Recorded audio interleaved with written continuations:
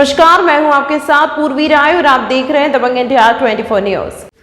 विधानसभा देवरी 38 जिला सागर के गोंडवाना गणतंत्र पार्टी के विधायक प्रत्याशी रजत दीवान ने आमाखो ग्राम को विकास में सबसे पीछे बताया। ग्राम के लोगों का दर्द भी देखा गया। शिक्षा को लेकर नहीं मिल रही कोई सुविधा। अध्ययनित बच्चों ने भी अपना दुख बयां किया। शासन की सुविधाओं से भी लोग वंचित देखे गए। पावन पर्व दीपावली के बाद गोवर्धन पूजा कर हर्षोल्लास से नाचते झूमते भी देखे गए ग्राम के लोग। 24 न्यूज और इस वक्त हम हैं सागर जिले के आमाखोए ग्राम में। पानी है ना और दीवान गोंडवाना गठबंधन पार्टी प्रत्याशी देवरी विधानसभा। जी रजत जी, ये बताइए, ये सब आदिवासी बाहुल्य क्षेत्र है, क्योंकि आप भी आदिवासी परिवार से हैं और आप चुनाव लड़ रहे हैं।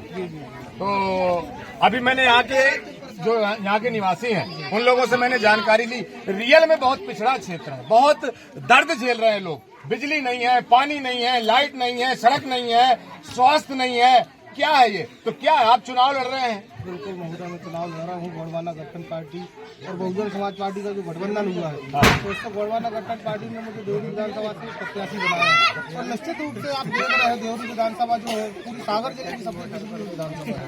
और इसमें जो केसली ब्लॉक है, इसमें लगभग 70% आदिवासी शांत हो जाएगा। ये कोलखंड के नाम से जाना जाता है। यहाँ विकास के नाम पर आज आप देख रहे हैं ना, यहाँ लाइट है, ना पानी है, ना बिजली है, ना मकान है, ना रोड है। इन सभी समस्याओं को लेकर हम लोग मैदान में, समस्याओं को लेकर मैदान में, हमारे आदिवासी भाई बहनों की समस्याओं को लेकर मैदान में हम चाह रहे हैं कि केसली ब्लॉक अनुसूचित क्षेत्र घोषित हो, ताकि यहाँ 5वीं अनुसूचित, 6वीं अनुसूचित पैसा का लाभ मिल सके, जिससे हमारे आदिवासी भाइयों का जीवन बेहतर हो सके और वो मुख्य धारा से जुड़ सके।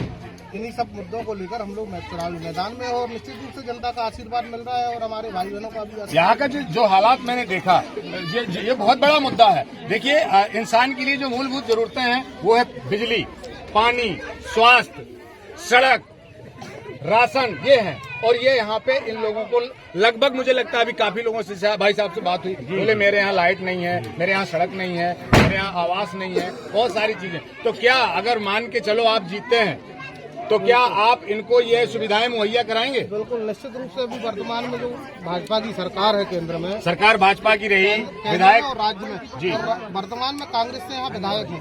दोनों ही एक ही सिक्के के दो पहलू हैं जी। दोनों ही चोरों की सरकारें हैं। ना यहाँ इन्होंने कोई विकास कार्य किए, केवल आदिवासी भाइयों से केवल वोट लिया है और वोट के लिए आदिवासी हितैषी बन जाते हैं। आप देख रहे हैं कि विगत 10 साल से हमारे कांग्रेस से विधायक हैं हर्ष यादव जी, वो अपने आप को आदिवासी हितैषी कहते हैं। अभी पिछले साल जनपद पंचायत चुनाव हुआ है, जनपद अध्यक्ष का चुनाव हुआ। हमारे 5 आदिवासी भाई जो सदस्य थे, उनकी वोटों से आपने अध्यक्ष बनाया। क्या आप इनमें से किसी को उपाध्यक्ष नहीं बना सकते थे? इसके साथ साथ ये तो छोड़िए, उनने किसी भी समिति का उनको अध्यक्ष भी नहीं बनाया। मतलब उनने आदिवासियों को केवल एक वोट का एक मोहरा बनाया है और वोट लेकर छोड़ दिया है। आज आप देख रहे हैं कि केवल आदिवासी ग्राम ही ऐसे हैं जहाँ ना रोड है, ना पानी है, ना बिजली है। और निश्चित रूप से हम लोग चुनाव जीत कर आएंगे तो सब हमारा पहला कार्य रहेगा आदिवासी ग्रामों में रोड, पानी और बिजली की जो सप्लाई है उसको सुनिश्चित करवाना। ये देखकर रजत दीवान जी थे। और मुख्य मैं 100% की एक बात करता हूँ, सामने यहाँ पे आपके जो प्रतिद्वंदी हैं ब्रज बिहारी पटेरिया भाजपा से हैं, कांग्रेस से हर्ष यादव पुनः तीसरी बार चुनाव लड़ रहे हैं और विकास की स्थिति ये है। तो अब आप आगे जो चुनाव आप लड़ रहे हैं, इस चुनाव में ये जो विकास की बातें आती हैं, ऐसा तो नहीं होगा आने वाले फिर समय में यही हालात और यही विनाश की स्थिति दिखे? विकास होगा या नहीं? निश्चित रूप से आप देख रहे हैं कि देवरी विधानसभा में क्या विकास हुई है। यहाँ ऐसा नहीं कि केवल कांग्रेस और बीजेपी के विधायक रहे हो, तो यहाँ निश्चित रूप से सभी जनसंघ के भी विधायक रहे हैं। लेकिन आज वर्तमान में देवरी विधानसभा में विकास शून्य के कगार पर। 76 वर्ष हो गया भारत को स्वतंत्र हुए और आज तक इस गांव के हालात ये हैं कि यहाँ पानी, सड़क, बिजली, कुछ ऐसे, यहाँ तो मुझे खंबे में दिख रहे हैं, लेकिन लगभग यहाँ से 3 किलोमीटर दूर एक और मोहल्ला है जहाँ पे लगभग 20 से 25 घर हैं। वहाँ पे लगभग मेरी अंदाज में होगा तो 100-150 वोटर भी हो सकते हैं, लेकिन आज तक वहाँ पे ये सुविधाएं नहीं है। ये एक बड़ा दुख का विषय है यहाँ के मतदाताओं के लिए। सबसे ज्यादा दुख का विषय है। और मैं जमीनी स्तर का कार्य करता हूँ मैंने यहाँ घूमा हूँ, यहाँ के दुख दर्द देखा हूँ, तो निश्चित रूप से हम लोग चुनाव जीत कर आएंगे तो सबसे पहले हम लोग बुनियादी सुविधाओं पर काम करेंगे। शिक्षा, स्वास्थ्य, 15 किलोमीटर दूर सहजपुर स्वास्थ्य केंद्र है, लेकिन वहाँ डॉक्टर बैठता नहीं है। पता डॉक्टर तो बैठता है, जैसा बैठना चाहिए वैसा नहीं बैठता। अब रात में अगर कोई किसी की तबीयत खराब हो गई, 24 घंटे यहाँ स्वास्थ्य सेवाएं उपलब्ध नहीं है। रात में अगर कोई किसी की तबीयत खराब हो गई तो उसी का स्वास्थ्य मुझे लगता है कि अगर 15 किलोमीटर दूर है तो आमाखोर में स्वास्थ्य केंद्र होना चाहिए। ये विषय है, यहाँ पे होना चाहिए। निश्चित रूप से यहाँ स्वास्थ्य केंद्र होना चाहिए। और जी प्रणाम, कैसी है? बढ़िया। जय बताइए, आप लोगों के लिए सरकार से कुछ शासन से कुछ व्यवस्थाएं मिलती हैं? कभी नहीं मिली। राशन मिलता है नहीं मिलता? मिलता है 5 किलो। आपको मकान आया नहीं आया? नहीं आया। नहीं आया। लाडली बहना में नाम है नहीं है? नहीं है। नहीं है। आपकी उम्र क्या है? वृद्धा पेंशन मिलती है? मिलती है। तो फिर लाडली बहनम कैसे आएगा? वृद्धा पेंशन मिलती है तो तो फ्री के नहीं लिए। वृद्धा पेंशन 600 रुपए मिलती है, कितनी मिलती है? 600 रुपए। अभी 1000 नहीं आ रहा। यहाँ पे हमारी लाडली बहनें भी हैं, क्या देखें? क्या लाडली बहन है? आप लाडली बहना है, आपका नाम है? आता है पैसा? कितने महीने से आ रहा है?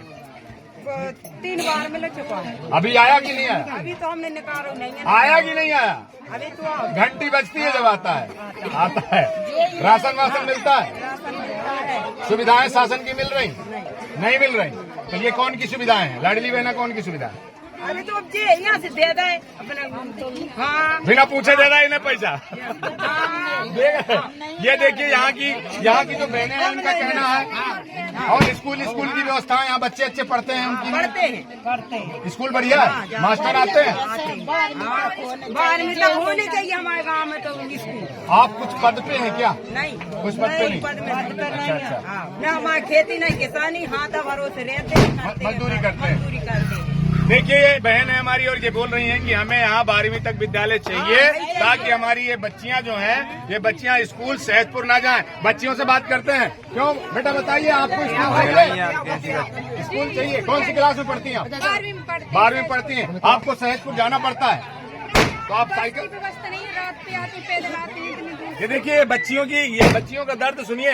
ये बच्चियां जो हैं यहाँ से 15 किलोमीटर दूर सहजपुर रात में जब छुट्टी होती है और वहां से लौट के आती हैं, तो आप सोच कर देखिए आज के हालात क्या हैं। आज जिस तरह से समाज में विकृतियां फैली हुई हैं, क्या ये जायज है? लेकिन ये शासन प्रशासन से गुहार लगा रही है कि यहाँ पे विद्यालय होना चाहिए और 12वीं तक होना चाहिए ताकि हमारी जो नन्ही मुन्नी बच्चियां हैं विद्यालय में यहीं पढ़ सकें, बाहर ना जाएं। आपकी यही डिमांड है? बीएड के लिए सरकारी कॉलेज होना चाहिए ताकि पढ़ाई। क्या नाम है आपका? स्वार्थी गोण जी हैं और स्वार्थी गोण। इनका कहना है कि यहाँ पे बीएड डीएड भी इसकी व्यवस्था होनी चाहिए, इसका विद्यालय होना चाहिए। कहाँ? केसरी होना चाहिए? केसलिया देवरी में होना चाहिए। हमारी दीदी प्राइवेट कर रही हैं, ये तो बहुत सारी सरकारी नहीं है। ये देखिए ये एक बड़ा विषय है। आदिवासी क्षेत्र, इनकम के कोई सोर्स नहीं है, गरीब परिवार हैं। अब इनके लिए बीएड डीएड करना है तो कहीं ना कहीं बहुत तकलीफ। प्राइवेट में बहुत फीस लगती है क्या? सरकारी अगर हो और सरकारी में यदि व्यवस्थाएं मिले तो इनकी फीस नहीं लगेगी और ये एक अच्छा परफॉर्मेंस कर सकते हैं बच्चे, अच्छे परफॉर्मेंस कर सकती हैं बच्चियां और एक अधिकारी बन सकती हैं। आपका क्या कहना है बेटा? हमारे यहाँ पर सुविधा नहीं, पानी नहीं, बिजली नहीं और बच्चे के लिए मतलब बस नहीं निकल रही और रास्ता बहुत कच्ची है, तो यहाँ पर बहुत बच्चों को सुविधा नहीं। क्या नाम है आपका? रीता कुमार। ये देखिए ये यहाँ की ये बच्चियां हैं, ये जो है सहजपुर पढ़ने जाती हैं और कहीं ना कहीं अगर बात की जाए तो ये मूलभूत आवश्यकताएं जो हैं इनके लिए जरूरी है। यहाँ बस की सुविधा नहीं है, बस आना चाहिए। अगर बस नहीं आती तो विद्यालय यहाँ होना चाहिए। विद्यालय मेन चीज है, 12वीं तक विद्यालय हो जाए। ये प्रशासन से गुहार लगा रहे हैं लोग। आपकी आवाज हमारी दबंग इंडिया चैनल आपकी आवाज से शासन प्रशासन तक पहुंच रही है। धन्यवाद जी। भैया क्या कहना चाह रहे हैं आप? हमारा परमट नहीं है। क्या नाम है आपका? गोविंद। गोविंद जी, परमट कब से नहीं है? अरे है ही नहीं, है ही नहीं, बनी नहीं है। ऊपर वाले ने आपका परमट बना के भेजा है। और आपका परमिट सरकार नहीं दे रही है, यहाँ का सरपंच नहीं बना रहा। नहीं बना रहे, 3 सरपंच हो गए, जो चौथा है सबसे। बच्चे कितने हैं आपके? 2 बच्चे हैं, बड़े बड़े हैं, शादी हो गई, उनके परमिट है? उनके भी नहीं है। बड़ा दुर्भाग्य का विषय है। देखिए ये पिछड़ा क्षेत्र, और क्या नाम बताया आपने? गोविंद भैया, इनका आज तक राशन कार्ड नहीं बना है, धन्य है। और ये विधायक आते हैं और सब आते हैं वोट के लिए। वोट के लिए आते हैं, हमने सबसे बोल दिए, सचिव से कहते हैं हल्ला मत करो। 3000 दे। कौन सचिव?